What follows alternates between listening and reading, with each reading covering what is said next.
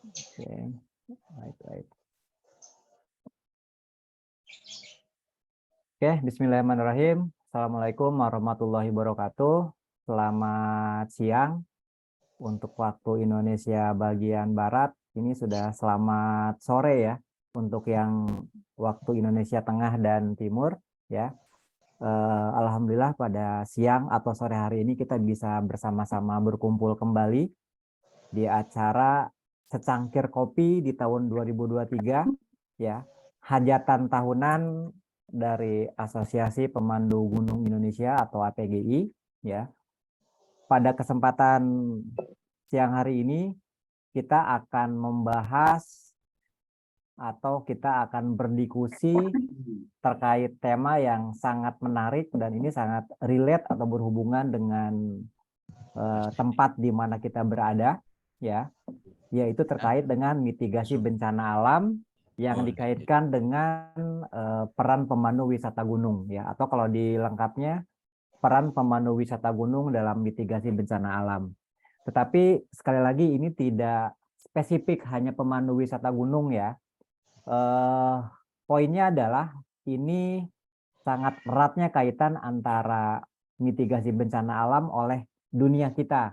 Jadi yang berprofesi sebagai pemandu wisata gunung atau pencinta alam atau pegiat alam atau apapun namanya ya, acara sharing ini sangat seminggu 3 kali. terkait ya. Jadi Nah, bebas. pada kesempatan hari ini Latihan akan instruktur. Ayo presenting diri. disampaikan oleh Aku nyeneng noy.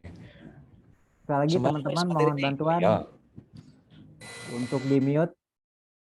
Saya mute dari sini ya. Mohon untuk di mute ya. Ya.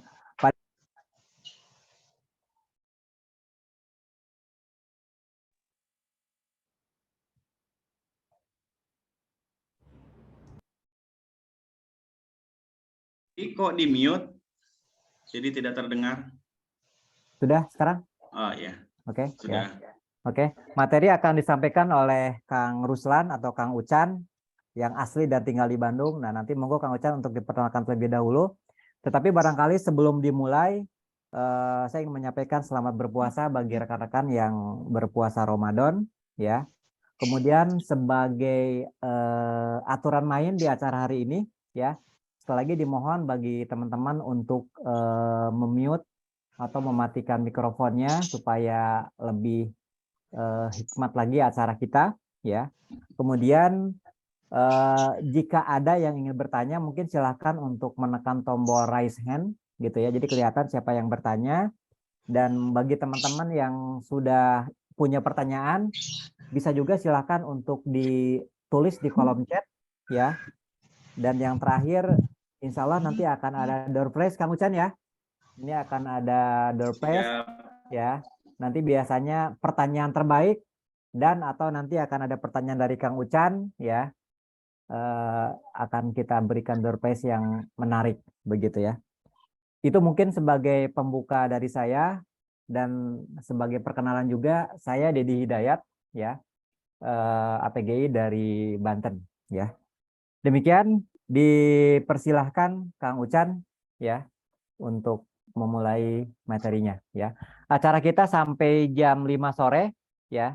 Jadi nanti kita akan ada sesi penyampaian materi dan acara diskusi ya. Monggo Kang Ucan. Siap Kang Dedi, hatur nuhun.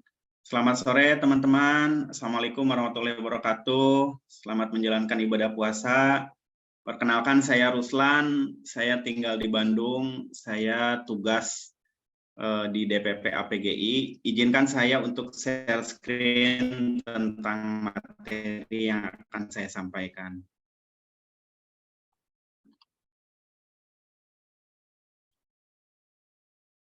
Kang Dedi sudah terlihat ya?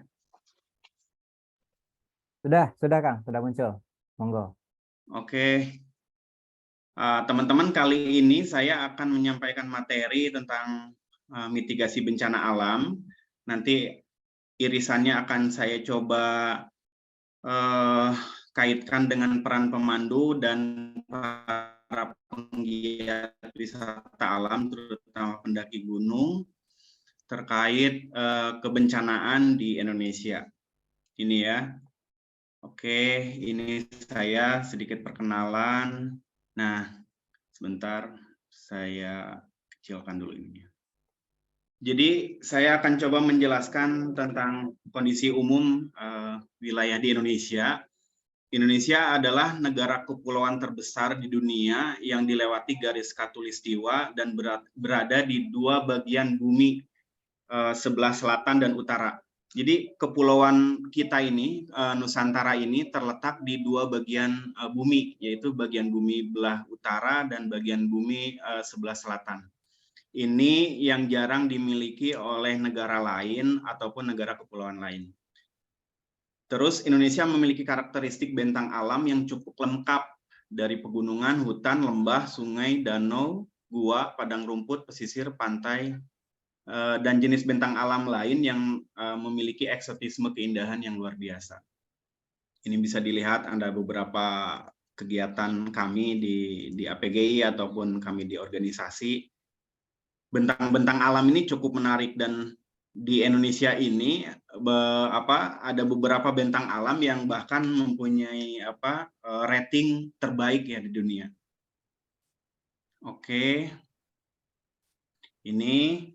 Ini tapi di balik keunikan keindahan alam tersebut, Indonesia menyimpan potensi bencana karena terletak di antara tiga pertemuan lempeng besar, yaitu lempeng Samudra lempeng Eurasia, terus lempeng Indo-Australia dan lempeng Pasifik. Ini lempeng Pasifik yang ada di bagian utara di sini, menujam ke bawah ke bagian benua Eurasia, terus di sini juga di bagian selatan ditujam lagi oleh lempeng Indo-Australia.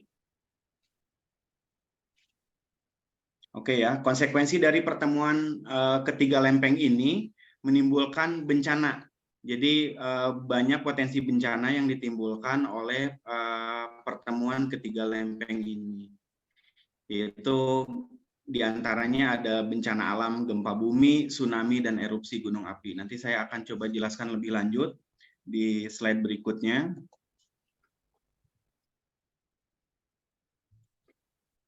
Ini data bencana alam di Indonesia tahun 2022. Teman-teman mungkin bisa melihat perkembangan ya di tahun 2002, begitu banyaknya bencana alam, ada gempa bumi, terus longsor, banjir, cuaca ekstrim, apalagi nih cuaca ekstrim cukup berdampak juga kepada kita di Kepemanduan, terutama para penggiat pendaki gunung. Kebakaran hutan, ada beberapa kejadian, terus gelombang pasang, abrasi, dan kekeringan. Yang paling banyak terjadi itu selain gempa bumi dan erupsi gunung api intensitasnya sedikit, tapi banjir dan cuaca ekstrim ini cukup besar intensitasnya. Teman-teman, ini bisa didapatkan di portalnya BNPB. Ini total bencana ini tahun 2022 itu 3.544 tercatat oleh data jumlahnya. Terus dampak bencana alam periode 1 Januari sampai 31 Desember 2022, ini korban meninggal itu ada 858, terus yang hilang itu ada 37 orang, terus yang menderita dan mengungsi itu dahsyat ya, hampir 6 juta lebih, terus yang luka-luka ada sekitar 8.733. Oke, data-data ini data-data yang bisa teman-teman dapatkan. Saya tidak akan lebih lanjut membahas di sini. Nah, ini juga tentang beberapa, sebentar, ini ketutup.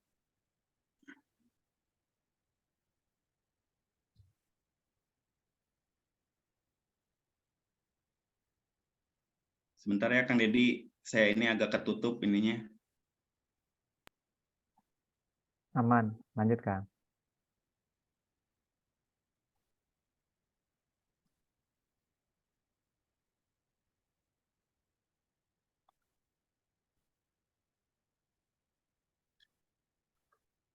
Oke, ini grafik potensi semua bencana di Indonesia tahun 2022. Bisa dilihat teman-teman bahwa yang mempunyai nilai yang cukup tinggi datanya itu, ini nih garis yang hitam ini adalah jumlah jiwa yang terpapar, terus ini yang biru ini jangkauan wilayah yang terkena bencana. Ini bisa dilihat yang paling banyak terkena dampaknya itu di Provinsi Jawa Barat. Ini yang paling tinggi di Jawa Barat. Tapi luasan bencananya, luasan kawasan yang terkena bencananya, terdampaknya itu sedikit. Nah, berbanding terbalik dengan provinsi yang ada di Papua. Papua itu cakupan luas bencananya cukup luas, tapi yang terpaparnya sedikit. Karena kenapa begitu? Karena Jawa Barat, teman-teman tahu sendiri, adalah provinsi dengan jumlah penduduk yang paling banyak di Indonesia. Tapi berbanding terbalik dengan Papua, kawasannya begitu luas, tapi penduduknya cukup sedikit. Nanti akan dijelaskan juga kenapa Papua jangkauan kawasan wilayah yang rawan bencananya itu luas. Akan dijelaskan nanti di slide berikutnya. Oke, next.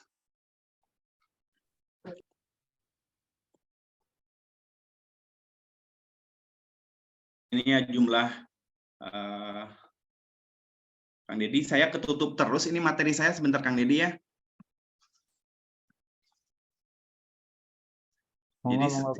Jadi setiap ada yang admit, si layarnya agak ketutup seperempatnya. Ada yang mau masuk sebentar, saya setting dulu. Oke, ini data bencana di Indonesia tahun 2022. Saya masih mengambil data yang paling terdekat ya di tahun 2022. Ini ada gempa bumi, tsunami, banjir bandang, tanah longsor, letusan gunung api, terus kebakaran hutan, kekeringan. Ini kekeringan yang paling luas jangkauan kawasan yang terdampaknya. Cuaca ekstrim juga, gelombang ekstrim dan abrasi, terus likuifaksi. Oke, next. Nah, ini beberapa portal yang teman-teman bisa akses mengenai berita kebencanaan ataupun terkait mitigasi. Ini yang paling pertama yang saya suka buka itu adalah Inaris. Inaris ini dia dikembangkan, dikelola oleh BNPB kerjasama dengan lembaga-lembaga terkait. Jadi di Inaris ini teman-teman bisa lihat, teman-teman kalau misalkan butuh data tentang banjir, terus tentang kawasan yang terdampak, ataupun jenis bencana alam lainnya, ini bisa lengkap nih didapatkan dari mulai banjir bandang, cuaca ekstrim, gelombang ekstrim, gempa bumi, kebakaran hutan, kekeringan, dan seterusnya. Bahkan teman-teman bisa lihat kawasan yang terdelinasi mana saja yang rawan bencana gitu. Ini cukup lengkap. Selain dari Inaris ini, ada juga portal lain yang sering saya buka juga. Ini sorry.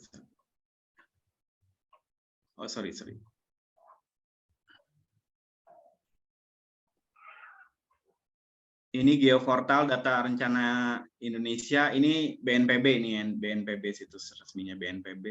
Ini juga sama. Kita dapat mengakses beberapa kebutuhan data tentang kebencana alaman di Indonesia. Ini dilihat dari fitur-fiturnya, terus tapi tak selengkap di Inaris. Inaris ini cukup lengkap dibanding yang lain. Ini terus kalau misalkan yang kita pengen melihat perkembangan tentang aktivitas gunung api, vulkanologi, ataupun pergeseran tanah, pergerakan tanah. Nah, ini nih di Magma Indonesia. Di sini secara mungkin yang saya lihat karena tampilannya ini cukup menarik. Jadi kalau misalkan ada aktivitas gunung api yang aktif gitu, atau misalkan siaga 3 diperlihatkan dengan kuning kemerah-merahan, ataupun ada yang ada ditunjukkan dengan ada letupan awan gitu ke atas permukaan. Ini cukup lengkap. Terus pun informasi tentang kegempa bumian itu di beberapa titik juga terlihat. Bisa teman-teman lihat, misalkan di Cianjur ini, di Cianjur yang di sini ya. Ini yang di Cianjur. Dari Cianjur ini sampai saat ini masih ada saja aktivitas gempa susulan gitu, dari yang pertama di tahun 2022 akhir itu sampai sekarang, bahkan ada susulan yang sampai 2,5 skala Richter. Ini ya beberapa titik-titik gempa pun bisa kita amati. Terus aktivitas pergeseran tanah, ini yang merah-merah ini, atau ini nih yang hijau, itu aktivitas pergeseran tanah bisa dilihat juga. Oke. Nah, ini ada BMKG, teman-teman mungkin sering lah ya kalau misalnya kita mau ke gunung itu biasanya informasi mengenai cuaca kita dapatkan. Hal yang saya suka lakukan itu saya membuka akses di BMKG ini. Dari mulai misalkan saya pengen ke Gunung A misalkan ya, atau ke Gunung Semeru. Nah, saya bisa lihat kemungkinan cuaca atau kemungkinan kondisi iklim atau bukan iklim, kondisi cuaca atau kualitas udara di Gunung Semeru misalkan minggu depan itu bisa saya lihat prediksinya di BMKG ini, atau arah mata angin, tiupan angin, terus aktivitas curah hujan saya bisa dapatkan. Perlu teman-teman ketahui di perakiraan cuaca di Pulau Jawa ini cukup otentik datanya, karena banyak stasiun cuaca di Pulau Jawa ini yang terletak di beberapa provinsi gitu. Jadi kalau misalkan dibandingkan dengan di Papua ataupun di Maluku, itu data-datanya yang dihasilkan itu kadang tidak akurat karena stasiun yang dimiliki oleh bagian Indonesia Timur itu sedikit dibanding dengan Indonesia bagian Barat, terutama Pulau Jawa. Itu next. Nah, ini tadi kan saya sudah ulas tentang kebencanaan secara umum, itu baik bencana-bencana banjir, gempa bumi, dan lain sebagainya. Nah, sekarang saya akan fokus ke mainnya kita di gunung, itu bencana letusan gunung api. Nah, ini gunung api ini di Indonesia yang baru terdata sekarang itu ada 127 gunung api aktif dengan jumlah gunung tipe A itu 76. Kenapa disebut tipe A? Karena ada catatan sejarah letusan sejak tahun 1600. Terus ada jumlah gunung tipe B berjumlah 30 dengan catatan sejarah letusan sebelum tahun 1600. Jadi di sini ada Kang Denny atau Mas Dasirun yang ahli vulkanologi, mungkin nanti bisa menambahkan. Ini juga ada tipe C yang berjumlah 21 gunung api tipe C dengan tidak ada catatan sejarah, tapi masih memperlihatkan jejak aktivitas vulkanik seperti Solvatar atau Pumalor. Bukannya lagi meeting. Oke, ini jalur gunung api itu panjangnya itu 7.000 km membentang dari Sumatera, terus dia naik ke atas itu ke arah Maluku, terus nyambung lagi ke Sulawesi Utara. Di bagian Kalimantan dan Papua itu tidak ada gunung api. Meskipun di Papua ada beberapa sesar besar seperti sesar Sorong atau Membramo, tapi di sana tidak ada gunung api. Adanya gunung-gunung tumbukan, pegunungan besar, yaitu ada pegunungan Mauke dan yang termasuk koridor bagian dari pegunungan tengah Papua yang memiliki sesar geser. Sama mirip dengan ada sesar Sumatera itu juga sesar geser. Dan di Papua juga ada sesar geser yang membentuk pegunungan tengah. Kalau di sana di Sumatera itu ada sesar Sumatera yang ngebentuk Bukit Barisan. Ini masyarakat yang tinggal di sekitar kawasan rawan bencana gunung api itu ada jumlahnya cukup besar, ini 4,5 juta orang. Jadi kalau misalkan teman-teman bisa lihat di kawasan Merapi gitu ya, kenapa Merapi ini jadi perhatian khusus gitu Badan Geologi, karena di sekitar kawasan Gunung Merapi ini banyak masyarakat yang tinggal, dan emang dari sejak zaman dulu masyarakat sudah terbiasa dengan aktivitas Gunung Merapi yang emang kadang-kadang selalu tiba-tiba bisa mengalami erupsi. Oke, next. Ini nih coba saya akan jelaskan tentang bahaya aktivitas gunung api, kerusakan dampak dalam ruang dan waktu. Ini teman-teman bisa dilihat dari gambar di sini. Ini ketika terjadi erupsi itu ini berdasarkan waktu, terus jangkauan jarak ini yang terdampak. Ini ada yang near surge hazard, ini yang dekat dengan sumber letusan.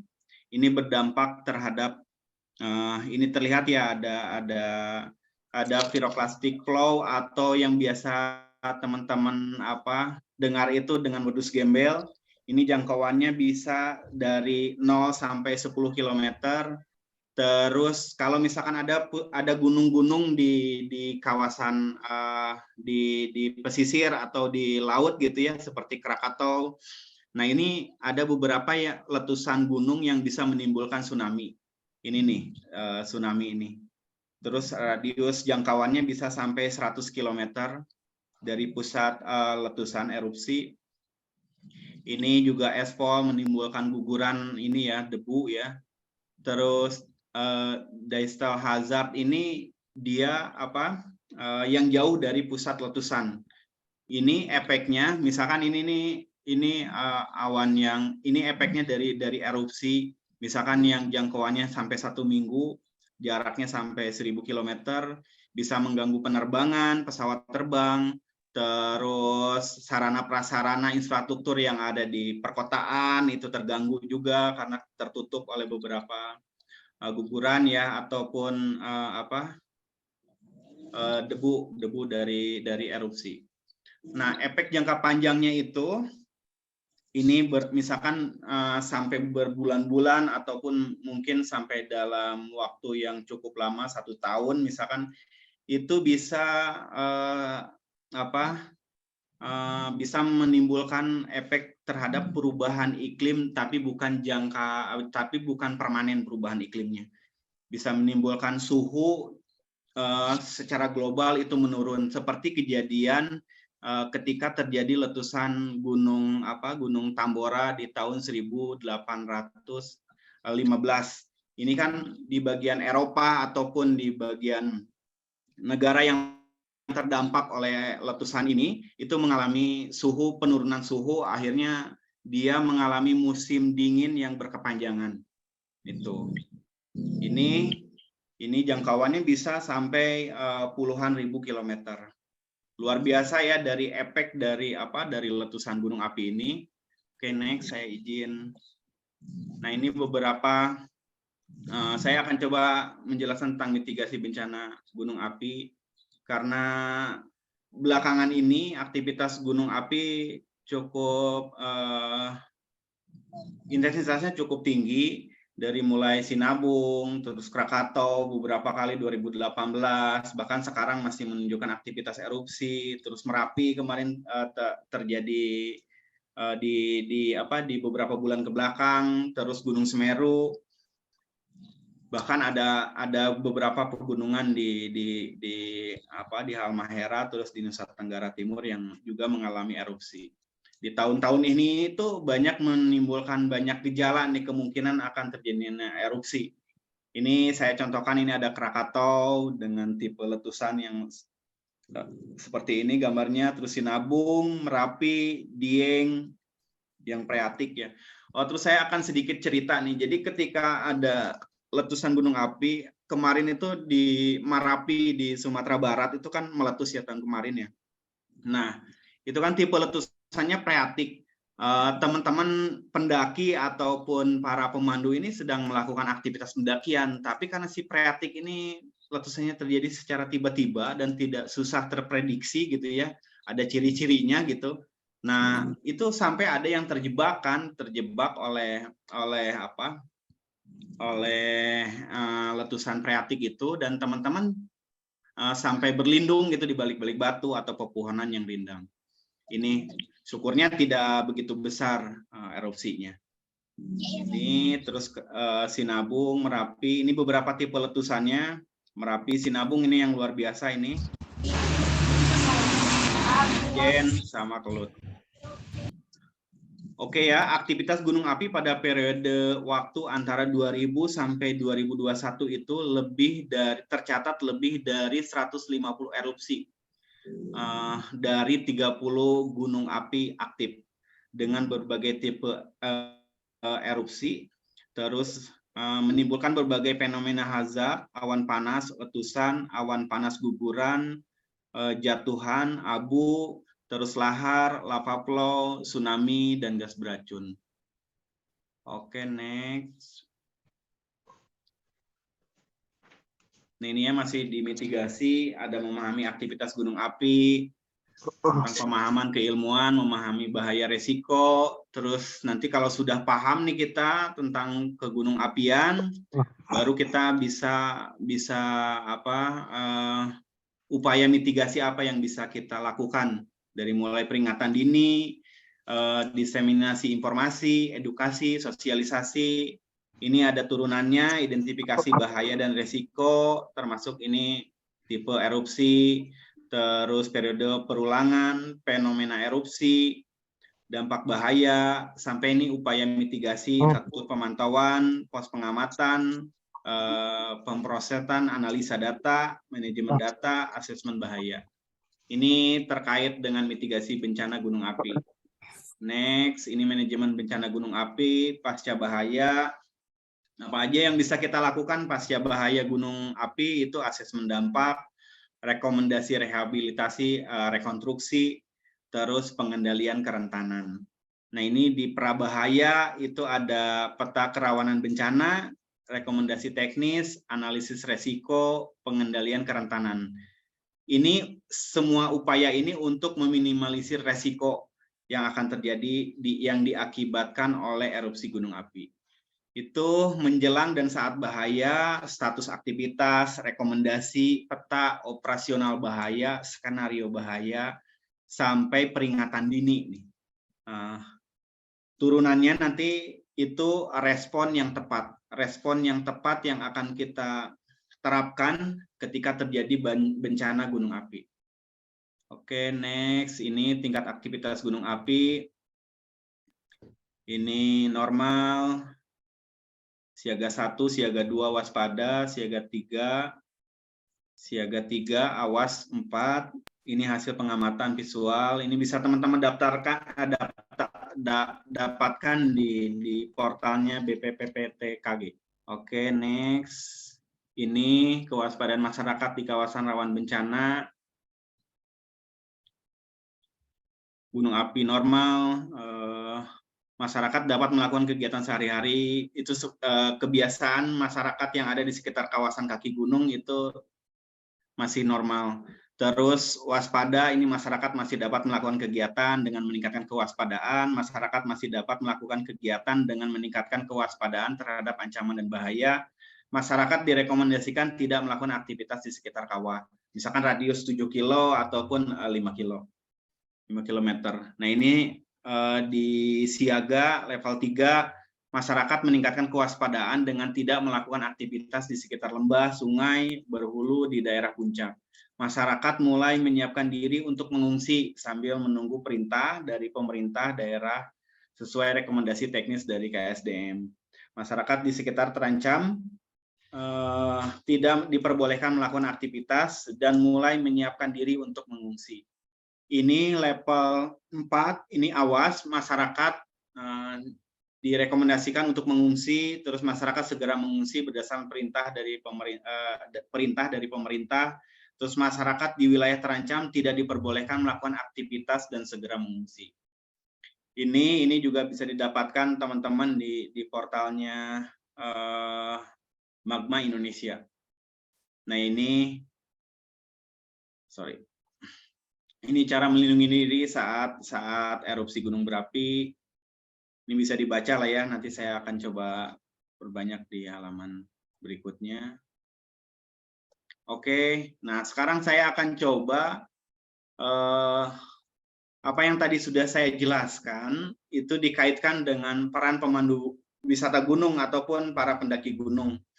Nah, pemandu gunung merupakan salah satu pihak yang mengetahui potensi gejala dan dampak bencana. Kenapa seperti ini? Karena si pemandu ataupun si penggiat pendakian gunung itu termasuk salah satu orang pertama yang tahu, yang paham, karena dia langsung menuju titik atau sumber berdekatan dengan sumber erupsi.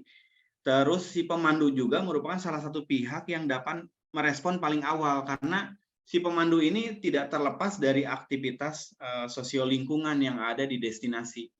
Jadi si pemandu ini adalah pihak pertama nih, pihak yang awal yang bisa merespon kejadian bencana. Terus yang berikutnya, pemandu dapat berperan sebagai agen perantara pengetahuan tentang kebencanaan kepada wisatawan ataupun masyarakat di lingkungan sekitar.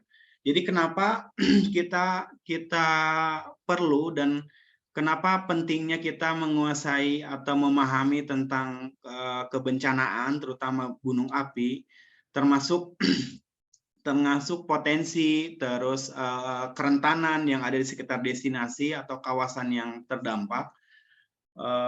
Kita ini sebagai apa ya, sebagai ya yang mobilitasnya tinggi dan kita tahu kita bisa nge-mapping kebutuhan gitu, kebutuhan apa ketika terjadi bencana atau pasca bencana, kebutuhan apa yang harus kita lakukan gitu ya, upaya apa yang harus kita lakukan, termasuk dari pra itu kita melakukan asesmen gitu ya, terus melakukan mitigasi, sosialisasi dan edukasi kepada masyarakat. Oke, next. Ini pemandu dapat mengidentifikasi dampak bahaya bencana alam dengan baik. Saya sebutkan dengan baik karena pemandu ini sudah terbiasa dia melalui lintasan jalur pendakian gitu. Dan secara tidak langsung pasti dia bisa melihat fenomena-fenomena bentukan ataupun misalkan ya bekas-bekas aliran lava gitu. Selama di jalur pendakian kan biasa kita lihat misalkan ada beberapa bekas aliran lava, terus arahnya guguran itu ke arah mana gitu. Terus kenapa mungkin teman-teman juga bisa ada fenomena sederhananya, misalkan kenapa di jalur sisi selatannya Gunung Gede lewat Cibodas itu lebih banyak sumber air dibanding kita naik dari arah Salabintana ataupun Golpara ataupun Gunung Putri. Karena si arah letusannya itu kan dia mengarah ke arah utara, maksudnya bukan selatan, ke arah utara. Utara itu ada di jalurnya Cibodas. Di situ banyak sumber air. Nah, kenapa seperti itu? Karena nanti mungkin Kang Denny atau Mas Dasirun akan menambahkan.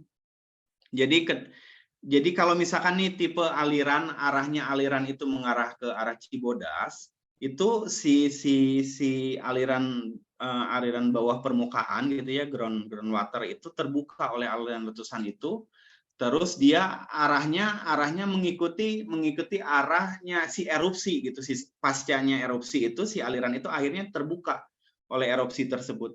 Nah, itu banyak kita lihat kan di jalurnya Gunung Gede arah Cibodas itu banyak sumber air, termasuk ada sumber air panas ya. Oke, ini respon yang bisa dilakukan kita sebagai pendaki gunung ataupun pemandu. Yang pertama, membantu proses evakuasi korban yang terdampak, terus membantu proses penyelamatan dan pencarian korban, menyediakan bantuan kemanusiaan, memberikan dukungan emosional seperti terapi healing, atau misalkan kita bikin kelas-kelas edukasi yang fun gitu di camp pengungsian, terus memberikan informasi hasil asesmen. Nah, kalau teman-teman yang sudah terbiasa mendaki gunung dan paham tentang kawasan pegunungan tersebut, pasti proses asesmen ini tidak akan begitu sulit gitu, karena teman-teman sudah bisa memapping kebutuhan akan resiko yang ditimbulkan dari erupsi gunung api yang ada di kawasan tersebut. Terus membantu dalam rekonstruksi dan pemulihan. Ini ya foto-foto kegiatan di APGI, terutama di APGI Jabar. Ini kita ada kegiatan-kegiatan ketika pasca banjir bandang. Kalau erupsi belum nih, mudah-mudahan tidak terjadi ya. Ada Gunung Salak kan yang aktif, terus Gunung Gede juga itu termasuk gunung berapi juga yang mungkin sewaktu-waktu bisa aktif. Oke, next, ini peran di destinasi ini yang bisa kita lakukan. Pemandu wisata atau pendaki gunung memiliki peran yang penting dalam mitigasi bencana alam saat pendakian. Itu pasti karena orang yang paling paham tentang kawasan gunung api tersebut adalah orang yang sering melakukan perjalanan. Pastinya kita akan meriset, menganalisis, belajar banyak hal dari dari historinya gunung tersebut, dari aktivitas yang gunung itu secara periodik ditimbulkan dan nampak oleh kita gitu. Berikutnya, pemandu pemandu gunung harus bertanggung jawab untuk memantau kondisi cuaca. Nah, teman-teman, bahwa portal-portal cuaca yang bisa kita akses bukan dari BMKG saja, ada di smartphone itu beberapa portal yang bisa kita akses, misalkan dari beberapa satelit yang ada di Indonesia ya. Nanti coba saya akan share di chat deh apa aja portal yang bisa kita akses tentang cuaca. Menyediakan peralatan keselamatan, mengorganisir penyelamatan, evakuasi dalam kondisi darurat. Itu mungkin nanti kita coba diperdalam di diskusi. Ini kegiatan mitigasi. Ini kegiatan mitigasi yang kita lakukan di APGI ya. Ini ada sosialisasi beberapa objek pendakian gunung tentang aktivitas pendakian yang safety dan ramah lingkungan. Terus itu di tahun 2019, pelatihan vertical rescue. Ini kan terkait medan terjal. Ada saja yang misalkan wisatawan yang terjatuh ke kawah, misalkan terus ada yang terperosok ke jurang gitu ya. Ini nih si pemandu ini ataupun si pendaki gunung ini harus mampu juga dia mengevakuasi korban di medan tersulit dan yang susah dijangkau seperti medan terjal. Ini sosialisasi dan simulasi protokol kesehatan pendakian gunung di Cikuray dan Papandayan, identifikasi bahaya di jalur pendakian Gunung Burangrang di bagian sisi selatannya. Oke, pemulihan, perbaikan, rehabilitasi, termasuk penyaluran bantuan bencana tsunami Banten yang dari letusan Gunung Krakatau ya. Yang siapa yang meninggal itu, yang artis itu, penyanyi. Terus membantu pemadaman api di kawasan hutan Taman Nasional Gunung Cermai itu di 2019. Ketika kekeringan yang bulan keringnya cukup panjang, terjadi kekeringan, ini bukan disebabkan oleh manusia, tapi karena suhu udara yang begitu tinggi, kering, panas, akhirnya terjadilah gesekan ya antar yang bisa menimbulkan percikan api. Akhirnya membesar dan beberapa puluh hektar kawasan di Gunung Cermai terbakar. Itu pembuatan 3 jembatan penyeberangan pasca banjir bandang ini di Bogor. Ini dilakukan oleh APGI ini swadaya. Kita pasca kejadian beberapa hari kita mengumpulkan donasi, terus teman-teman bergerak ke lapangan untuk asesmen. Akhirnya muncullah data-data kebutuhan apa saja yang harus kita kondisikan di lokasi kejadian, karena kita lihat kalau teman-teman APGI selama ini pola-pola pergerakannya, kalaupun kita tidak seiring gitu ya dengan relawan yang lainnya, tapi ada beberapa pos yang sebenarnya teman-teman relawan lain tidak lakukan, kita lakukan. Seperti misalkan ya, kita kan membuat jembatan darurat. Ini pasca 5 hari setelah banjir bandang, kita sudah selesai membangun jembatan darurat nih, jembatan darurat. Ini kan akses untuk menuju sekolah gitu ya, terus ada akses untuk menuju kampung sebelah. Itu kita lakukan di beberapa kali kejadian banjir bandang. Oke, tim evakuasi gabungan bencana banjir bandang di Bogor, termasuk yang di Bogor itu kita mencoba normalisasi sungai. Jadi ada beberapa ketika terjadi banjir bandang di Bogor yang di Gunung Mas ini, sumber air itu hilang. Sumber air ketutup oleh material banjir bandang dan si warga itu tertutup akses untuk air bersih, mendapatkan air bersih. Nah, kita coba ada beberapa kalau misalnya sumbangan bantuan support seperti kebutuhan di pengungsian gitu ya di posko itu banyak yang ngasih termasuk makanan siap saji. Tapi kita melihat berdasarkan hasil asesmen apa nih yang belum ada di lokasi yang relawan belum lakukan. Kita coba hal unik yaitu normalisasi ini sumber air bersih. Jadi kita coba cari si sekenya tuh ya, si mata air itu dari mana, terus kita coba gali lagi, terus kita coba bikin parit yang akhirnya bisa disalurkan ke pemukiman warga. Ini yang kita lakukan di Bogor, di Gunung Mas, termasuk yang kejadian banjir bandang di Sukabumi. Nah ini yang beberapa beberapa sungai seperti Sungai Cicatih ya, terus ada yang di Bogor itu sungai apa ya, Cigorowong itu kan aliran-alirannya pusatnya dari Gunung Salak hulunya. Begitupun si Cicatih yang di Sukabumi itu aliran sungainya di Gunung Salak. Kenapa selalu terjadi Gunung Salak ini nampak mungkin elok dari sisi jalan gitu ya, terlihat dari Jakarta, tapi kalau teman-teman lihat lebih dekat beberapa kawasan yang terutama yang pasca kan si Taman Nasional Gunung Salak ini kan baru dia penyatuan dari Halimun ya. Nah, kan ada beberapa kawasan perhutani atau perkebunan ya PTPN yang tukar guling menjadi kawasan taman nasional. Jadi tak selamanya cepat pulih ketika intensitas hujan tinggi, bulan basah yang begitu lama gitu, akhirnya kan mengalami kejenuhan di beberapa titik yang bisa menimbulkan luapan limpasan air yang tiba-tiba saja terjadi gitu dengan cepat. Ini pengiriman tim relawan search and rescue gempa bumi. Ini yang menarik nih, kita di terakhir di gempa bumi yang di Cianjur, ketika gempa bumi terjadi, esok harinya kita sudah mengirimkan tim untuk asesmen, dan lusanya kita sudah memberikan bantuan.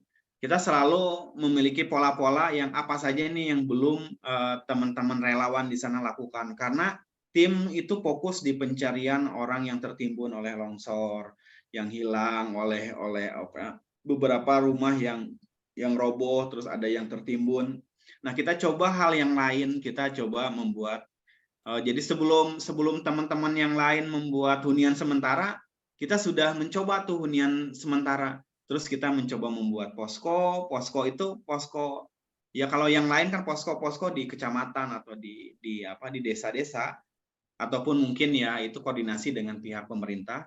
Karena saking kreditnya, terus masyarakat ada beberapa RW yang nggak ketampung di beberapa posko, kita mendirikan posko. Alhamdulillahnya kita dengan kerjasama dengan paguyuban pedagang, terus ada banyak donasi juga, kita melakukan kegiatan pasca bencana di Cianjur itu hampir 1 bulan. Terus banyak sekali bantuan yang kita terima, baik itu logistik makanan ataupun tenda-tenda, sampai kita dikasih support sama banyak beberapa orang gitu ya, personal yang emang apa yang dibutuhkan dengan cepat mereka kirimkan. Jadi karena mungkin berdekatan dengan pusat perkotaan besar di Jakarta, Bogor gitu, kita calling hari ini butuh apa, terpal misalkan, atau butuh makanan atau butuh susu gitu, besoknya sudah datang. Itu luar biasa keajaiban yang kita dapatkan gitu, hal yang menarik ketika kita di lapangan. Ini Kang JJ juga berjibaku gitu ya dengan tim SRU-nya, dia mencari beberapa korban yang tertumpuk oleh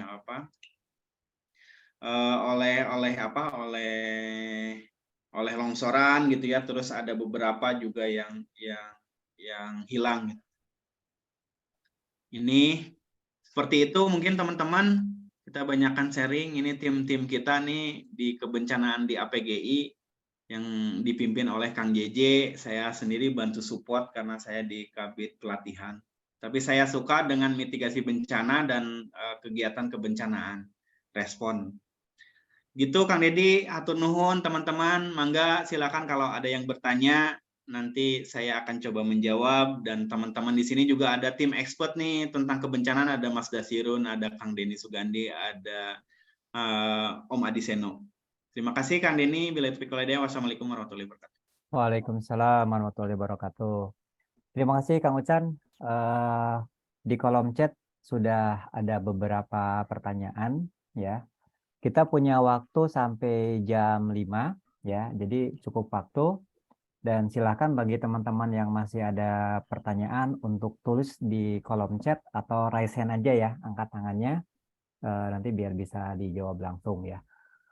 Yang pertama, Kang Ucan, ini dari Kang Denny Sugandi ya, terkait apakah ada pedoman kontingensi di aktivitas pariwisata, dan kemudian produk Kemenparekraf atau lembaga yang terkait ya. Monggo Kang Ucan untuk direspon. Bentar, Kang.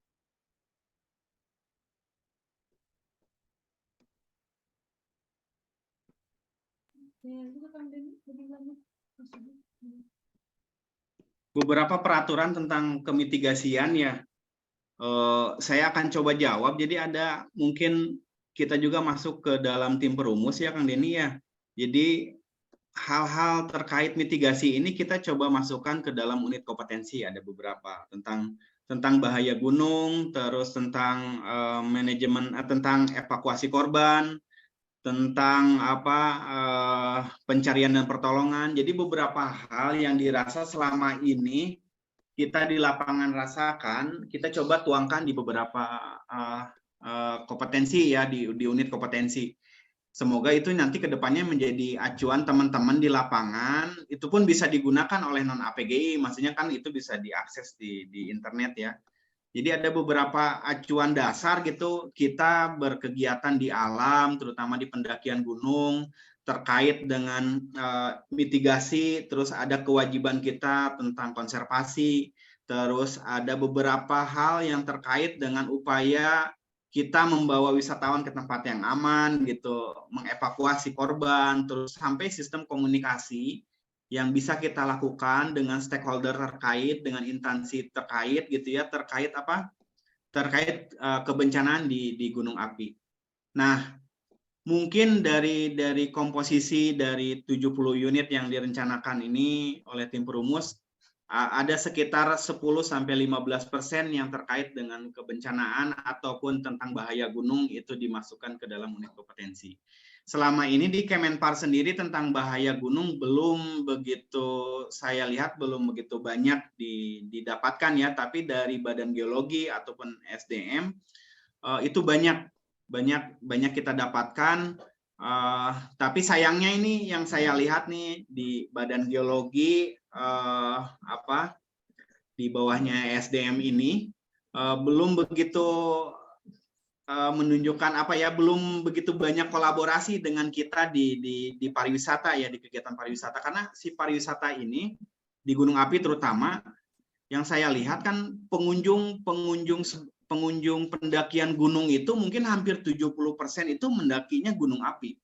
Jadi kalau gunung-gunung yang bukan gunung api seperti di Kalimantan, Papua, di beberapa titik di Sulawesi, itu kan gunung-gunungnya selain masuk cagar alam gitu atau hutan lindung, terus gunung-gunung itu juga agak sulit seperti di Papua. Jadi yang banyak dikunjungi itu kan gunung berapi, karena gunung berapi itu punya landscape yang begitu menarik, bagus gitu ya, dan enak dipandang. Si gunung api ini kalau teman-teman yang suka mendaki gunung tuh pasti jatuh cinta, karena saya lihat juga pernah mengantar turis asing yang tua itu senang sekali terhadap gunung api, karena gunung api ini dibanding dengan gunung-gunung yang teknikal gitu ya, itu kan secara teknikal mungkin butuh ke skill khusus lah, kemampuan khusus. Nah, selama ini petunjuk pendakian itu bisa kita dapatkan di Taman Nasional, terus di beberapa base camp gitu ya. Tapi petunjuk pendakian tentang resiko bahaya yang lebih dalam gitu ya, yang lebih komprehensif, itu bisa kita dapatkan di Badan Geologi. Tapi sayangnya akses kita ke Badan Geologi atau mendapatkan informasi seperti itu kan cukup sulit dulu ya. Tapi sekarang teman-teman bisa dibantu oleh portal-portal dari Badan Geologi, termasuk itu Magma Indonesia, kita bisa dapatkan. Seperti itu. Mungkin Kang Denny seperti itu Kak, atau saya kurang tepat? Saya tadi sambil ini ngechat pesanan.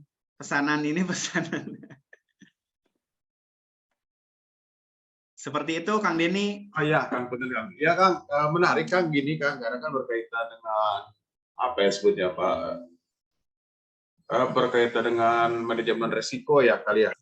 Iya.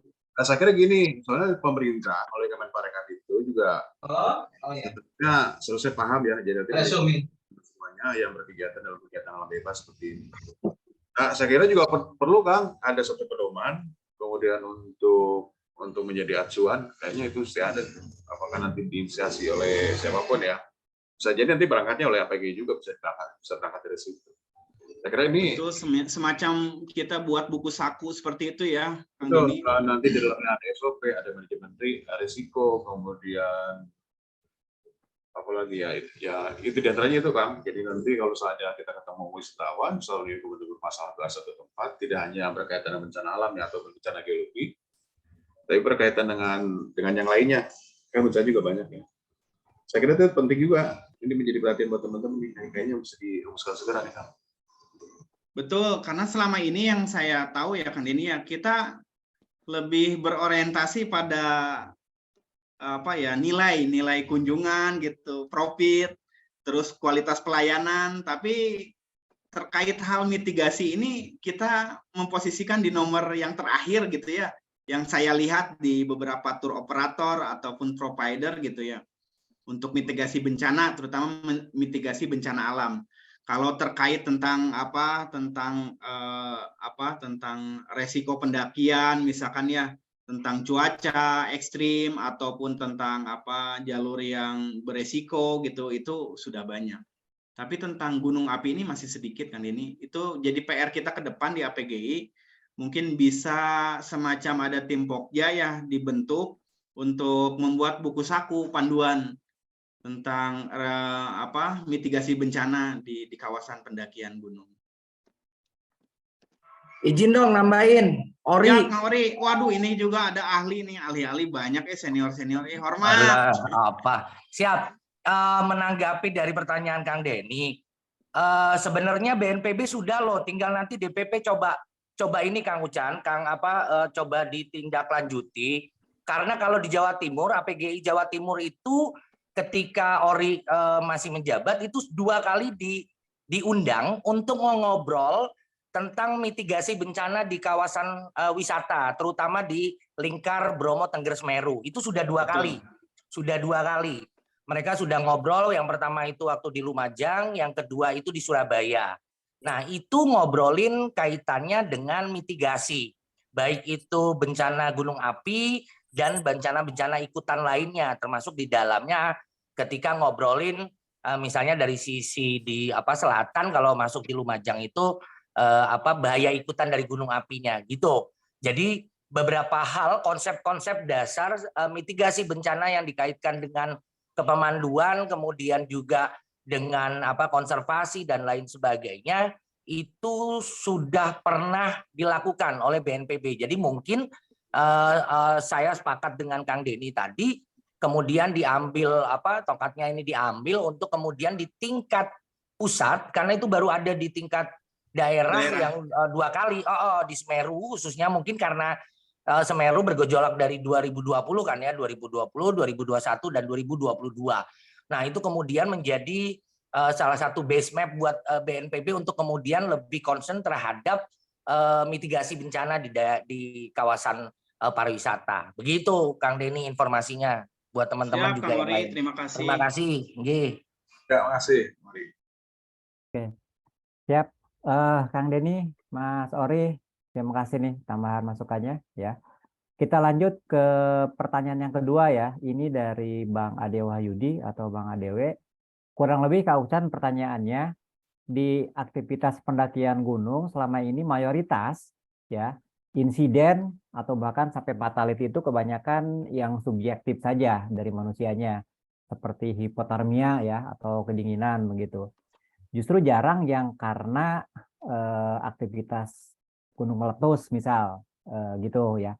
Nah, ini pertanyaannya khusus bagi wisatawan yang memang hobinya ke saat gunung berapi itu meletus gitu ya. Serta juga kaitannya dengan pemandunya. Seperti apa sih kiat-kiat untuk menghindari bom lava misalnya ya, gas beracun, awan panas dan lain sebagainya. Nah, kemudian juga teorinya apakah memang pengamatan itu harus sedekat mungkin tapi seaman mungkin atau seperti apa gitu. Mungkin monggo Kang Ruslan, atau nanti kalau Kang Denny ingin menambahkan juga monggo ya. Iya. Emang selama ini kejadian-kejadian kecelakaan ataupun ada korban yang meninggal itu dari bahaya subjektif dari manusia itu sendiri ya. Karena mungkin itu faktor dari pengetahuan tentang skill juga, tentang attitude, mungkin ya itu banyak hal lah. Tapi saya tidak akan bercerita di sana dan teman-teman juga sering dapatkan di sana. Tapi ini terkait dengan mitigasi kebencanaan atau gunung api. Itu kan kita selalu dapatkan informasi ketika nih misalkan status Gunung Semeru ini siaga, itu pasti pendakian ditutup. Ataupun beberapa gunung aktif misalkan Lewetolok di Nusa Tenggara Timur misalkan ketika level-levelnya naik gitu ya dari level 2 ke level 3 bahkan menunjukkan aktivitas seismiknya terus meninggi gitu, pasti itu akan ditutup secara total oleh pengelola kawasan. Pengelola kawasan ini kan dapat informasinya dari kantor pemantauan atau pusat pemantauan gunung api yang ada di sekitar kawasan. Nah, itu kan pasti ada semacam kerjasama antara si pos pemantauan gunung api dengan kantor pengelola, baik itu Taman Nasional, Perhutani, ataupun kawasan wisata lainnya. Yang saya lihat di beberapa kawasan masih kental ya kerjasamanya ya, tapi nggak tahu nih di beberapa daerah yang emang belum terakses gitu.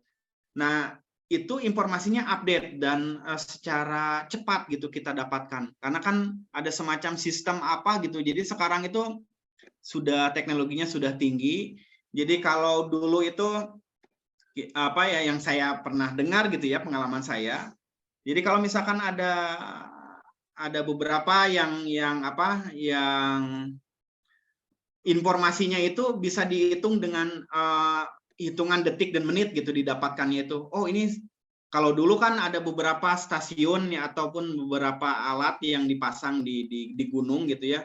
Kalau misalkan ada orang jalan itu, oh ini terjadi pergerakan gitu ya atau terjadi gempa gitu ya. Nah, sekarang ada teknologi yang si orang jalan terus menimbulkan getaran itu tidak terdeteksi, tapi si alat ini hanya mendeteksi si pusat pergerakan tanah ataupun kegempaan yang diakibatkan oleh aktivitas gunung api termasuk magma gitu ya. Magma misalkan dia menerobos ke atas permukaan kan itu menimbulkan getaran-getaran ataupun gempa-gempa kecil. Nah, sampai skala kecil pun sekarang ada alat yang bisa mendeteksi itu. Jadi kalau dulu kan ada alat yang ditanam di beberapa titik, ada yang dekat dengan jalur pendakian gitu ya. Orang banyak mendaki terus menimbulkan banyak getaran atau apa gitu ya. Itu terdeteksi ke alat seismoknya itu ada semacam aktivitas yang meningkat. Nah, sekarang sudah dengan teknologi sudah cukup bagus. Terus terkait bagaimana cara menghindari bom gunung api, terus aliran piroklastik gitu ya. Kan di gunung di Taman Nasional ataupun di BNPB ataupun mungkin di Badan Geologi itu ada peta kerawanan bencana. Nah, itu si kawasan itu sudah terpetakan dan terdenominasi. Makanya kita biasanya di wisata ataupun di Taman Nasional tidak ada tuh jalur yang mendekati si kawasan yang rawan bencana ini karena sudah terdenominasi. Jadi kalau misalkan radius yang aman misalkan ya 5 km ataupun misalkan ada yang sampai 7 km dan kita menghindari. Tapi kan kembali lagi ya, karena kebutuhan wisata dan kebutuhan bisnis, terus kadang ada beberapa kawasan yang masuk kawasan rawan bencana, tapi dia mempunyai nilai bisnis. Ini yang dilemanya ya, mempunyai nilai bisnis. Akhirnya ya dia buka semacam jalur khusus gitu untuk pengamatan kah, atau misalkan untuk wisata yang lebih menarik kah. Nah, itu yang beresiko dan butuh perhatian khusus. Nah, tata kelola pendakian di kawasan gunung berapi terutama yang sudah dilakukan cukup baik itu di Rinjani, terus di beberapa gunung seperti di Gunung Gede gitu ya, seperti itu cukup baik sih yang saya lihat. Tadi terus ada lagi tentang apa ya, jadi teman-teman selalu buka aja di Magma Indonesia ataupun di BNPB portalnya ataupun di apa ya, ada peta kerawanan bencana. Jadi teman-teman bisa lihat ketika melakukan aktivitas pendakian di kawasan gunung berapi terutama, itu hindarilah kita masuk ke kawasan rawan bencana tersebut. Itu sudah jelas, kita bisa akses. Jadi sekarang dengan teknologi di eranya revolusi industri gitu ya, 4.0 gitu ya, akses mengenai data-data tentang kebencanaan itu mudah didapat. Terutama teman-teman coba buka di Inaris yang dikelolanya BNPB, itu juga cukup lengkap. Itu menariknya Kang Denny sekarang itu, makanya disayangkan jika teman-teman yang senang mendaki tidak terbiasa mengakses data-data dari beberapa lembaga ya yang memberikan banyak informasi terkait mitigasi bencana. Nah, kita tugasnya seorang pendaki dan pemandu gunung terutama, itu kita harus familiar dengan portal-portal tersebut. Karena update data itu diupdate per hari, bahkan per jam gitu. Magma Indonesia tuh dia hitungannya per jam, sudah ada update lagi pergerakan tanah, misalkan update lagi tentang aktivitas gunung berapi ini intensitasnya meningkat seperti itu. Jadi kalau bahaya subjektif saya tidak akan ulas karena mungkin nanti ada pemateri yang lain. Begitu Kang Ade Wahyudi, Bang Dewe. Ya. Bang Dewe, ada yang Mungkin kelewatan? ada tambahan dari Mas Dasirun atau Om Adiseno atau Mas Ori atau Kang JJ ini atau Kang Denny, silakan.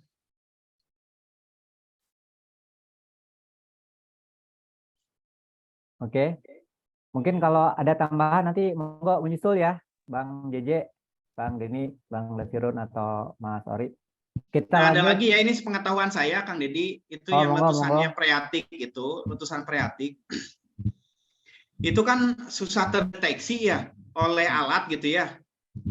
Kemungkinan terdeteksinya kecil gitu. Dia kan letusannya bukan eksplosif, menimbulkan lava pijar, misalkan mengeluarkan bom gunung, letusan batu bom gitu ya, yang ke atas permukaan yang meluncur. Si freatik ini kan dia bisa tiba-tiba. Jadi ketika teman-teman main ke sekitaran kawah gitu, terus lihat ada kubah lava gitu ya, kubah lava yang secara tiba-tiba tidak ada getaran, tidak ada aktivitas panas yang begitu tinggi, tapi dia meletus secara freatik gitu. Nah itu bisa secara tiba-tiba. Nah berita-berita tentang tipe-tipe letusan itu juga bisa didapat oleh teman-teman. Jadi penting teman-teman mendapatkan pengetahuan tentang letusan-letusan yang secara tiba-tiba. Jadi kalau misalkan kita sedang main ke kawah dan memang tidak diperbolehkan sebenarnya main ke kawah. Terus perlu teman-teman ketahui juga selain dari bahaya letusan kan ada gas beracun. Jadi makanya pendakian itu dilarang kita turun ke kawah itu ketika dini hari ataupun ketika pagi hari sebelum matahari menyinari kawasan kawah. Karena si gas beracun ini masih terkonsentrasi itu di bawah permukaan di sekitaran kawah. Jadi ketika kita turun ke kawah terasa pengap, sesak gitu. Itu pasti itu di pagi hari itu sebelum matahari menyinari gitu ya, menyinari si kawasan kawah. Tapi beda halnya ketika matahari jam 8, jam 9 sudah menyinari nih kawasan kawah, terus sudah melebur lagi, sudah naik ke permukaan dan bercampur, resikonya mulai rendah gitu gas beracunnya. Nah itu juga bisa kita pahami itu pola-pola seperti itu. Jadi teman-teman kadang kan kawah di pagi hari begitu indah gitu ya, terlihat mungkinnya eksotik gitu, tapi di balik itu ada bencana, ada resiko bencana, ada resiko bahaya yang cukup tinggi. Itu Kang Dedi. Ini lanjut nambahin yang Mas Muflihun ya. Ini Kang beda yang phreatik dengan degasing ya. Mana yang lebih bahaya buat masyarakat di sekitar begitu ya. Apalagi yang phreatik nih tiba-tiba gitu ya. Monggo untuk direspon Mas Ruslan. Ya, izin bertanya perihal tipe phreatik dan degasing. Yang pastinya degasing lebih lebih tinggi resikonya karena dia jangkauannya lebih apa? Kalau phreatik itu dia lokal, Kang. Dia hanya sekitaran kawah atau radius berapa kilometer dari kawah tuh sekitar 2 sampai tidak lebih dari 5 kilo. Tapi si degasing ini radius letusannya bisa sampai 7 kilo sampai 10 kilo dan kalau misalkan dari puncak gunung 10 kilo itu bisa ke perkebunan warga ataupun ke pusat pemukiman. Nah, penting juga kita mengetahui batas-batas aman ini karena kalau misalnya terjadi nih eksplosif gitu ya tipe letusan yang sangat besar gitu, itu kan bisa lebih dari 10 km. Nah, kan bisa kita lihat nih contohnya gunung Merapi ya di Jogja sama di Jawa Tengah. Itu kan ada phreatik, ada eksplosif, ada degasing, pola-polanya itu dia bermacam-macam gimana mungkin apa ya? Si tipe letusannya si bentukan magma yang menerobos ke permukaannya itu seperti apa gitu. Saya kurang begitu paham tentang keilmuan detailnya, tapi yang saya pahami bahwa si phreatik ini dia tidak begitu beresiko terhadap masyarakat yang rata-rata ya jauh di atas kaki gunung gitu. Justru si phreatik ini dia lebih berbahaya bagi para pengunjung, bagi para pendaki. Itu, jadi intinya si degasing lebih tinggi resikonya. Oke. Cukup Pak Muflihun ya. Lanjut ke pertanyaan selanjutnya, Kang Ruslan. Ini dari Mas Teguh Hartono. Kurang lebih apa yang disampaikan pemateri adalah terkait dengan fenomena gunung api ya. Jadi bukan bencana gitu ya. Terlebih keilmuan dan teknologi sudah semakin meningkat gitu ya. Jadi pertanyaannya kurang lebih sejauh mana kawan-kawan APGI memanfaatkan fenomena ke gunung apian tersebut sebagai daya tarik wisata gunung meletus begitu. Oh iya. Itu mungkin Kang Ucan ya, monggo. Iya Kang. Jadi kalau dulu kan saya ini dulu ya brainstorming dulu ke belakang. Dulu itu si Gunung Semeru ya. Kita selalu kalau di puncaknya itu menunggu letusan ya per 10 menit atau per berapa menit gitu karena menarik gitu kita background-nya itu background foto kita itu ada letusan gunung gitu. Termasuk kita bisa ada di kawah itu ada solfatara atau solfatora ya ataupun beberapa letupan gitu yang bisa kita rebus telur gitu dan itu menjadi atraksi tambahan sebenarnya Kang atau kawah kereta di Kamojang gitu kan ada bunyi terus kita bisa ada background latar belakang seperti itu menjadi atraksi tapi kita harus bisa menganalisis resiko dulu. Jadi tidak semua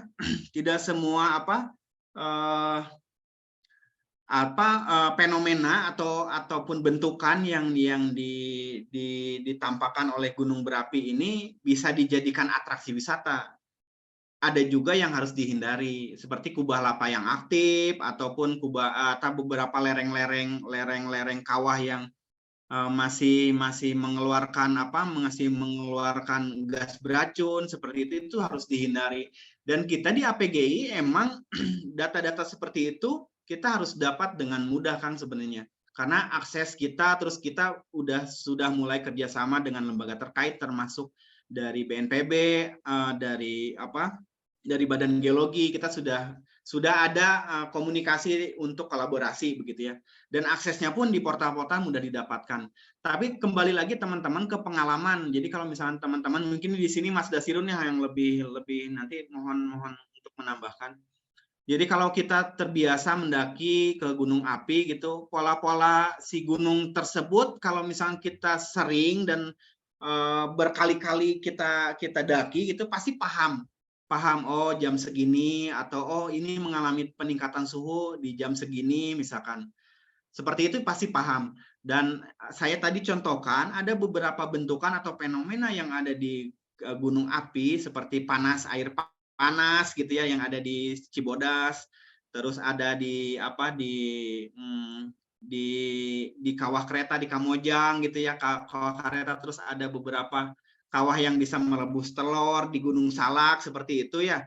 Nah, itu kan jadi atraksi tambahan untuk menambah nilai kita melakukan kepemanduan. Tapi ada beberapa juga fenomena dan ini tuh yang memiliki nilai resiko yang tinggi. Itu mungkin Kang Dasirun mungkin menambahkan, Mas. Halo, Mas Das. cek. Lanjut, Kedengeran, Kak? lanjut Om Das. Aku mau nambahin, boleh nggak nanya sedikit? Boleh. Boleh, Om. Ya, aku Mas Teguh Hartono. Aku ini kebetulan penggiat aja. Karena aku Ya. punya kawan tuh yang hobinya justru ketika ada gunung meletus, malah dia punya segmen pasarnya tuh.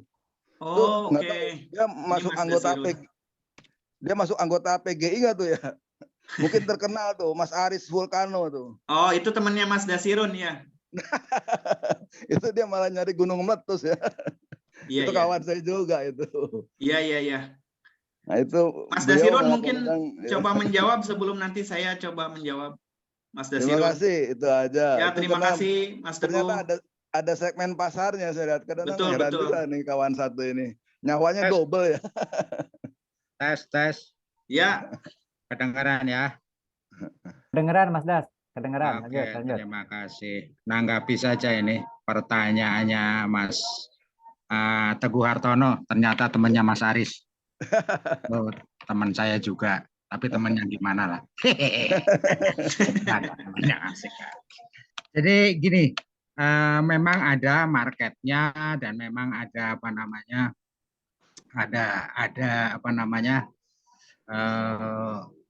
potensinya gitu. Cuman ya Iya, memang iya. dengan catatan intinya begini Mas Teguh. Satu, bukan bencana. Yang dimaksud bencana itu kan begini.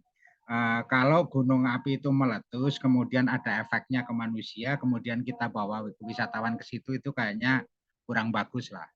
Jadi secara etika kurang bagus. Jadi biasanya yang kita lakukan adalah, saya juga melakukannya, saya temannya Mas Aris. Jadi satu, memang yang tidak menjadi bencana. Jadi gunung meletus Oke. ada beberapa bisa kita lakukan. Terus kemudian wisatawannya khusus. Yang dimaksud wisatawannya khusus ini kan berarti memang orang-orang yang sudah terbiasa dengan aktivitas gunung api dan tidak takut, serta tahu resikonya artinya mohon maaf, Ya. kalau terjadi sampai hal-hal yang tidak diinginkan, mereka sudah tahu bahwa this is a high risk activities. Anything happen, berarti itu sudah menjadi tanggung jawab. Tidak kemudian ini kayaknya yang salah, itu enggak. Jadi mereka sudah sama-sama tahu, jadi nanti mitigasi bencananya bahwa ini kegiatan berisiko, sehingga Anda ketika beli tur ini sudah tahu risikonya. Tahu resiko mati, Mas.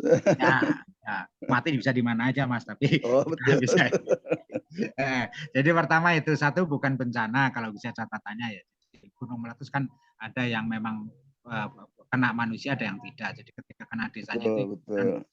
Kalaupun kita menemani orang pada saat ada bencana, itu biasanya bukan konteks wisata ya. Jadi mungkin Pak wartawan luar negeri atau apa, itu kan bukan konteks wisata, jadi konteksnya dokumentasi. Betul. Merapi lagi meletus baru ada bencana, kemudian kita bawa wisatawan, itu kayaknya kurang bagus. Yang kedua, wisatawannya harus tahu tadi memang sudah terbiasa.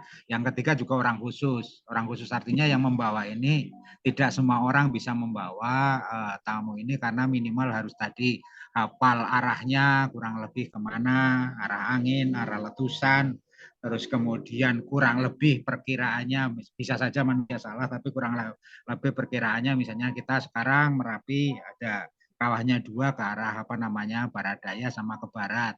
Ya kita tahulah jaraknya kira-kira berapa, terus kemudian trik motret yang pas itu di mana kira-kira, jangan apakah harus paling dekat, tidak juga. Oke. Karena misalnya kan sekarang ada yang bilang teknologi bisa aja kita pakai lensa yang 600 mili kan nggak perlu mendekati tembak kawahnya atau di foto dan sebagainya. pakai drone, Mas. Begitu kira-kira Mas Teguh. Jadi Ya, siap. semoga membantu. Jadi ada 3 catatannya. 1 bukan bencana, 2 adalah tamunya yang sudah terbiasa, sudah tahu resiko. Yang ketiga orangnya juga tidak semua orang yang bisa melakukan. Artinya kalau memang itu seperti gambarannya perang kan tidak boleh diliput atau kita tidak boleh ikut orang sipil. Tapi wartawan perang kan ada. Nah itu otomatis nggak boleh. Kalau semua orang masuk ke area perang nanti banyak yang kena tembak. Tapi kalau dia sudah cukup paham dan tahu kalaupun wartawan perang nanti meninggal, ya itu sudah memang takdirnya. Begitu kira-kira gambarannya, tambahan Mas Rudi. Ya Mas Dasirun, terima kasih. Hanya kawan saya satu itu kadang-kadang justru ngeluh, Mas. Ngeluhnya begini, ini ada fenomena bagus malah statusnya ditutup gitu kan. Jadi sulit-sulit masuk, akhirnya lewat jalan tikus dia. Ya ditutup itu kan karena begini, kalau dibuka nanti semua orang masuk kan bahaya juga. Itu untuk membatasi kayak gitu. Tapi memang ada beberapa yang memang bisa diakses oleh orang-orang tertentu, dan itu memang ya orang yang sudah tahu resiko. Ya itu tadi, wartawan perang masa nggak boleh ikut kan, nggak bisa. Tapi masuk ke arah perang ya otomatis dilarang lah kayak gitu. Tapi nggak ada yang fix sekali ya, nggak ada yang regulasi hitam kayak gitu, nggak hitam putih nggak ada, tapi kurang lebih gambarannya seperti itu. Siap.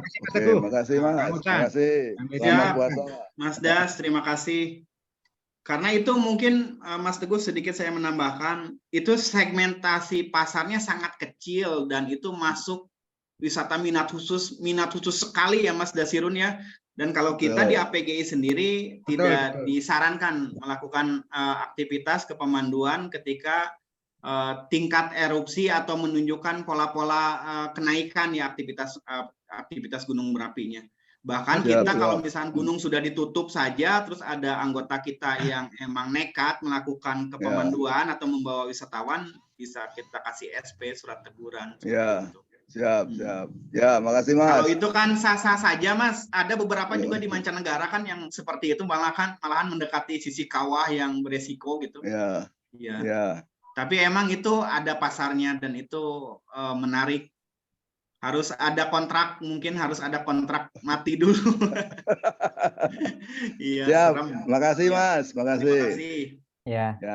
Makasih Pak Teguh. Ya. Ya, sama-sama. Kak Ucan, kita lanjut ya. Ini masih ada beberapa pertanyaan nih terus bertambah, menarik sekali. Dari Pak A. Hadi Septiminanto, ya. Pertanyaannya kurang lebih yang pertama, apakah artinya seorang pemandu gunung kalau ada bencana alam gitu ya, harus selalu jadi relawan, ya. Yang keduanya, portal cuaca itu apakah juga bisa offline? Ya, karena kan biasanya susah sinyal ya Kang Ican ya, gitu. Betul. Apakah bisa keakses atau bisa juga menerima akses ketika tidak ada sinyal? Itu mungkin, monggo Kang Ican untuk direspon.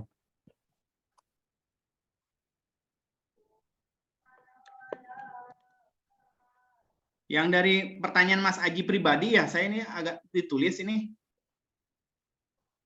Mas Dedi. Ya. Dari Ahadi Septiminanto. Di bawahnya Mas Teguh ya, di bawahnya Mas Teguh. Apakah berarti seorang pemandu gunung harus ada dalam itu, Pak? Ya. Betul, karena selama ini yang kita lihat si pemandu gunung pasti jadi relawan gitu di kebencanaan, baik itu gempa bumi, bencana gunung api, banjir bandang gitu dan lain-lain. Sebenarnya fungsinya si pendaki gunung tidak harus menjadi relawan. Jadi kan kita ini mungkin orang, saya sudah pernah di slide sebelumnya saya pernah jelaskan bahwa si pendaki gunung ini adalah orang pertama yang melihat fenomena ataupun potensi yang ada di destinasi pendakian gitu, ataupun di kawasan-kawasan yang tidak begitu umum dikunjungi oleh orang. Kalau kita ini kan seorang penjelajah ya, seorang petualang, beberapa sudut permukaan bumi gitu ya, dengan akses dan kemampuan yang kita miliki, kita bisa berkunjung ke daerah tersebut dengan dibekali oleh keilmuan gitu ya, dengan sedikit kemampuan menganalisis gitu, atau kita bisa berhipotesis gitu ya, berhipotesi tentang oh ini kemungkinan ini adalah misalkan bekas aliran lapa misalkan ya. Terus kita coba memberikan analisis gitu ya, nanti keluar data-data bahwa tidak disarankan nih lewat sini. Nah, kita bisa menjadi seorang orang yang bisa mengedukasi gitu, Kang. Jadi tidak harus menjadi relawan. Kalaupun kita kan kalau jadi relawan kadang-kadang ya kita pergi dadakan meninggalkan rumah keluarga, sedangkan kita tidak pikirkan tuh, jadi keluarga itu menjadi nomor berapa gitu ya. Akhirnya dapur tidak ngebul, tapi kita fokus jadi relawan berhari-hari bahkan sampai berbulan-bulan, kan itu banyak kejadian di kita ya. Tapi kita juga bisa memberikan peran lain selain menjadi relawan, kita menjadi seorang edukator gitu, evaluator tentang pola-pola penerapan kawasan yang menerapkan mitigasi kebencanaan gitu, atau kita menjadi menjadi seorang yang mengedukasi gitu banyak hal kepada masyarakat gitu. Tidak harus ketika pasca bencana kita turun ke lapangan menjadi relawan. Itu. Terus yang kedua tentang portal cuaca ya. Sebentar alami. Karena faktor alami geologi dan morfologi.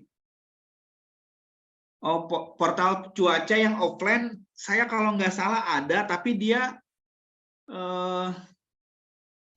di zona-zona, tidak semua zona blank spot kita bisa dapatkan. Jadi semacam ada pola tiupan angin gitu ke arah mana, apakah dari berapa derajat angin ini bertiup gitu, misalkan dari 240 derajat ke arah utara misalnya. Nah, itu ada offline tapi tidak begitu detail. Yang begitu detail itu yaitu dari BMKG, sayangnya kan itu harus online gitu ya. Jadi sebelum biasanya nih di kita di pemandu gunung, sebelum kita melakukan pendakian, beberapa informasi tentang cuaca ataupun terkait tentang suhu udara, kelembaban dan lainnya, kita dapatkan tuh data-data tersebut.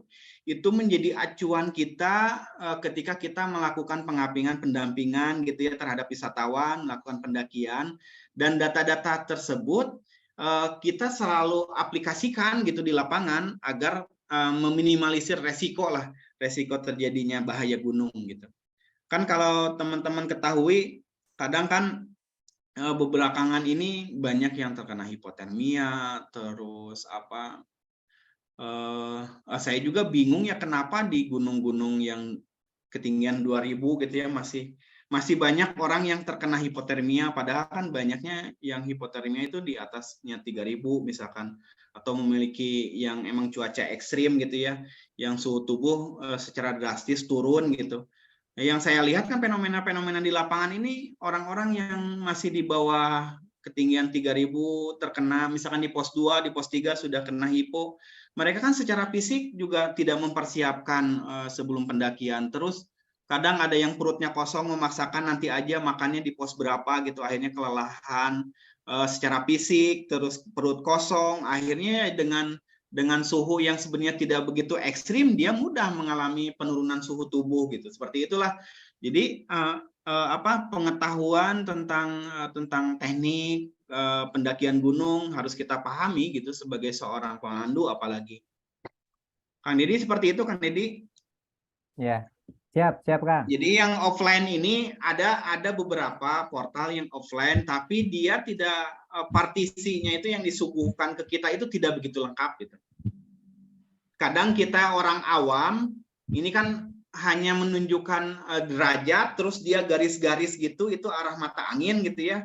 Dan kalau orang awam yang kurang begitu paham itu tidak mengerti gitu. Harus butuh semacam ada pembekalan dulu lah seperti itu. Siap Kang Ucan. Kita lanjut ya Kang Ucan. Masih ada beberapa pertanyaan. Berikutnya dari Kang Aul Ibnu. Nah, kalau ini lebih ke apresiasi ke pengurus DPP APGI, juga ke Kang Ucan khususnya ya, atas tanggap bencananya di Desa Baru Kaso Cianjur ya. Mungkin Kang Ucan ada komentar atau mungkin bisa cerita sedikit nih tentang Cianjur. Nanti Kang JJ menambahkan, ini komandan saya. Kang JJ, sebelum saya menambahkan, Kang JJ dulu lah. Ini komandan saya di APGI ini terkait kebencanaan. Ketua, Kang JJ. Siap. 28 ya. Oke. Kang. Assalamualaikum warahmatullahi wabarakatuh. Waalaikumsalam warahmatullahi wabarakatuh. Mas Das, kopinya seruput.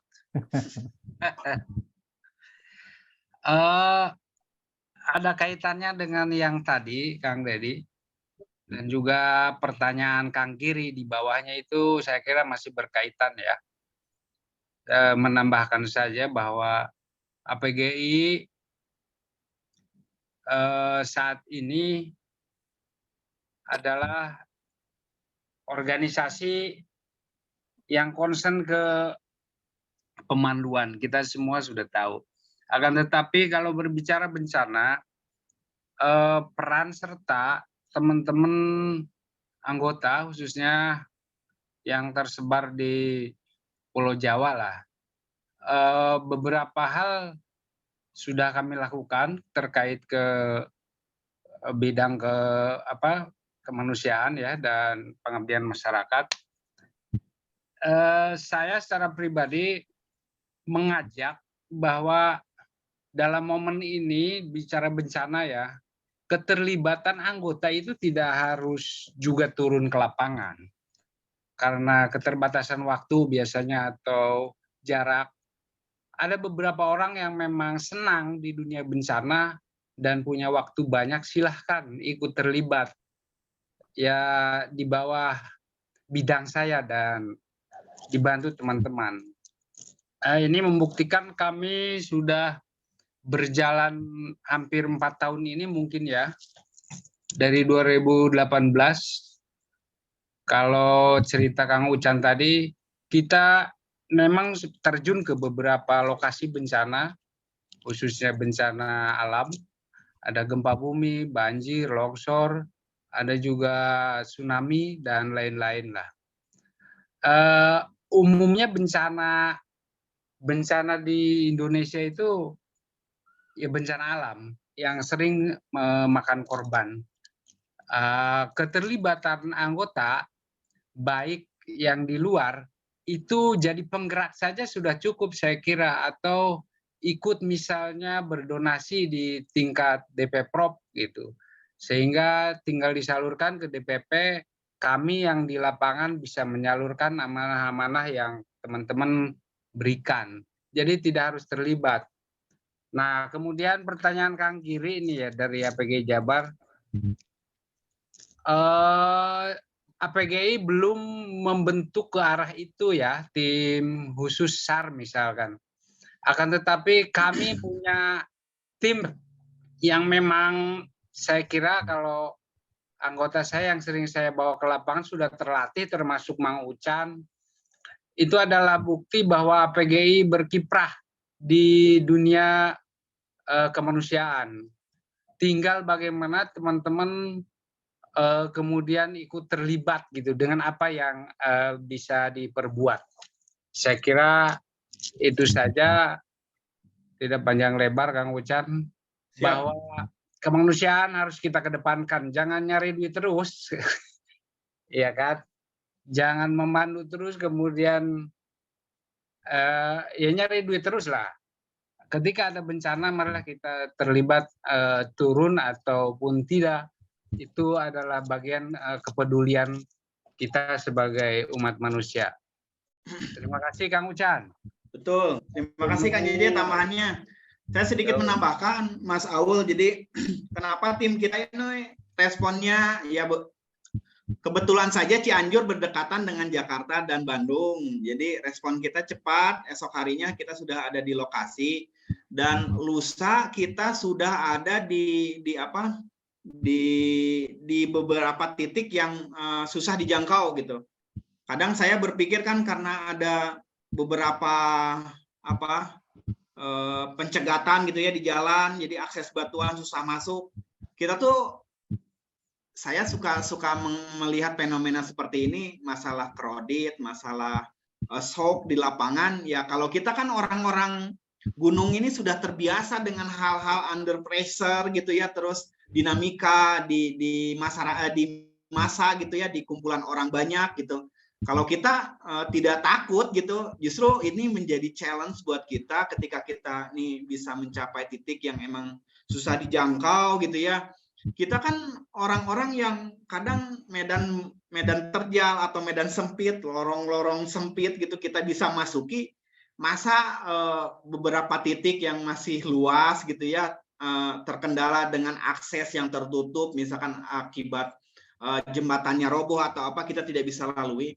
Jadi saya mungkin sama Kang JJ itu selalu saja mencari hal-hal yang emang menjadi challenge. Mohon maaf, bukan kita mencari tantangan, tapi ada beberapa relawan lain yang mungkin terkendala dengan hal tersebut karena kita basicnya di pendakian gunung, kita dengan mudah bisa mencapai beberapa titik gitu ya.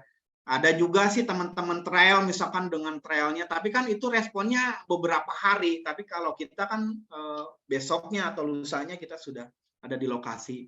Terus terkait pertanyaan dari Kang Giri, emang sempat ada pembahasan ke arah sana ya Kang JJ ya. Kita membentuk tim, itu harapan mungkin di tahun ini kita tidak hanya fokus di berbisnis saja biar barokah ya Kang JJ, biar seimbang gitu ya. Biar mendapatkan ridho dari Allah, ini mumpung niatnya bagus di bulan Saum gitu. Mudah-mudahan saja nih Kang JJ dari tolak awal gitu ya, kita untuk pergerakan lebih sistematis gitu, kita bentuk semacam wadah khusus di APGI ya, wadah khusus di APGI tentang kebencanaan gitu. Tidak hanya gunung api saja tapi bencana-bencana alam lainnya. Itu Kang Dedi, ada door prize, ini ada 3 door prize Kang Dedi, atau Siap. ada pertanyaan lagi? Masih ada Kang, masih ada. Oke. Ya. Yang belum absen silahkan ngisi absen ya. Lanjut. Jadi ini untuk tadi Mas Muplihun sama Mas Giri sudah ya. Kita lanjut. Ini dari Griselda Mary ya. Kurang lebih ini ada dokumenter di New Zealand. Jadi operator mendampingi para wisatawan ya ke tempat bencana ya. Tetapi kemudian karena si tour operator tidak bisa mengidentifikasi ya akan bencana erupsi, tiba-tiba ada erupsi begitu, sehingga justru banyak korban yang cacat, bahkan ada yang meninggal begitu ya, kurang lebih ya. Nah akhirnya si korban ini menggugat tour operator ya yang dianggap lalai ke keamanan wisatawan.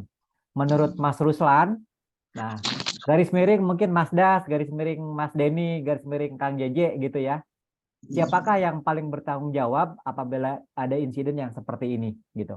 Monggo Mas untuk direspon. Itu tuh di White Island ya, yang di Selandia Baru ada gunung apa gitu. Itu kan ada film dokumenternya Kang Dedi. Betul. Mbak siapa yang bertanya tuh? Saya lupa. Griselda Mary. Mbak Miselda. Jadi saya pernah melihat itu sekilas tentang film dokumenter tersebut. Ada beberapa rombongan wisatawan. Kalau nggak salah ada 4 atau 3 rombongan itu. Dia kan menggunakan beberapa penyeberangan dulu dari pusat kota. Nah itu kan yang saya lihat itu kan tipe letusannya freatik. Dia tidak begitu eksplosif gitu, tidak begitu menghancurkan beberapa, tapi cukup merusak di wilayah lokal sekitaran situ, radius 3 km sampai 4 km. Dan yang jadi masalahnya si freatik ini kan susah terprediksi. Jadi meskipun ada pusat pemantauan gunung api, itu kan hanya dari pergerakan magma misalkan ya, atau dari gempa-gempa kecil sekitar kawah gitu. Itu masih terdeteksi, tapi si freatik ini kan dia yang misalkan si kubah lava tertutup oleh air gitu ya, terus akhirnya terjadi kejenuhan, si tenaga dari dasar permukaan yang coba menerobos tapi bukan lava gitu ya, misalkan uap ataupun apa, dia secara tiba-tiba menghancurkan si kubah lava tersebut atau kaldera atau kawasan-kawasan di sekitaran kawah secara tiba-tiba, dan itu susah terprediksi oleh alat ataupun oleh stasiun pengontrol di gunung api gitu. Dan si pemandu juga mungkin ada beberapa hal harusnya ketika pola-pola gunungnya letusannya sering freatik ataupun harusnya paham gitu ya. Jangan terlalu dekat karena ada peta tadi, kalau di Indonesia kan ada peta kerawanan bencana KRB ya gitu ya. Jadi ada radius berapa kilometer dari kawah yang tidak boleh kita kunjungi. Nah, uniknya itu di luar negeri, pengunjung-pengunjung turis, terutama orang Eropa ataupun Amerika Utara, mereka begitu senang mendekati kawah dan pengen mendekati dan merasakan gitu auranya kawah, panasnya, ataupun misalkan ada letusan-letusan kecil gitu ya yang sering terlihat gitu, tapi tidak menimbulkan banyak risiko.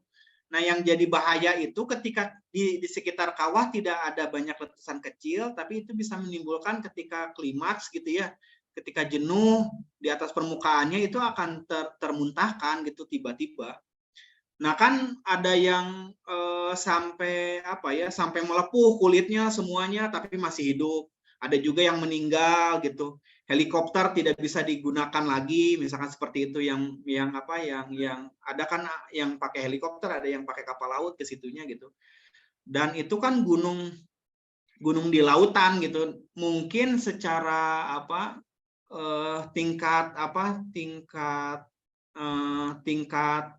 tingkat efek terhadap masyarakatnya kecil karena di situ tidak ada pemukiman. Yang jadi bahayanya kan ketika si pemandu ataupun si wisatawan tidak ada informasi yang didapat gitu sebelum berkunjung ke destinasi tersebut. Itu sih kelemahannya karena si freatik itu tadi. Kalau eksplosif pasti ada data, ada informasi sebelumnya. Siap, Kang Ucan. Mungkin ini sekali lagi nih, kalau misalnya ada salah-salahan ya, ini salah siapa? Apakah salah tour operatornya atau memang ini mah tak terprediksi gitu, Kang Ucan?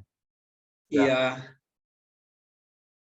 Ada salahnya juga di tour operator karena kan si pola-pola gunung tersebut polanya sama, pola-pola letusannya dari secara periode ke periode letusannya itu ya harusnya paham. Jadi dia harusnya paham tentang kawasan kerawanan didesignasikan sama si pengelola ataupun si badan terkait gitu ya di situ.